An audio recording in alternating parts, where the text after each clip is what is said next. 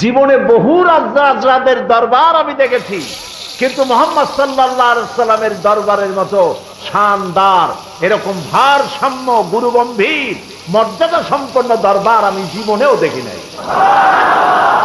তার কোনো সিংহাসন নাই, সাধারণ মানুষের মধ্যে তিনি বসেন, নিজের জন্য আলাদা কোনো সিংহাসন নাই। এবং প্রত্যেকটি মানুষ তার দিকে তাকায় থাকে, চোখে পলক দেয় না, কারণ চোখে পলক দিলে ওই সময়টুকু এই সুন্দর চেহারা থেকে বঞ্চিত হয়ে যাব। তিনি যখন উযু করেন, উযুর পানিগুলি কেউ মাটিতে গড়াতে দেয় না, সাহাবীরা পানিগুলি উঠায় নিজেদের গায়ে মাখায় নেয়।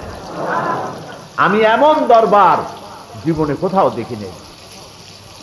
নবী করিম সাল্লাল্লাহু আলাইহি ওয়াসাল্লামের দরবারে এসে লোকেরা সব তাকিয়ে থাকতেন এবং একটা গুরুগম্ভীর পরিবেশ থাকত।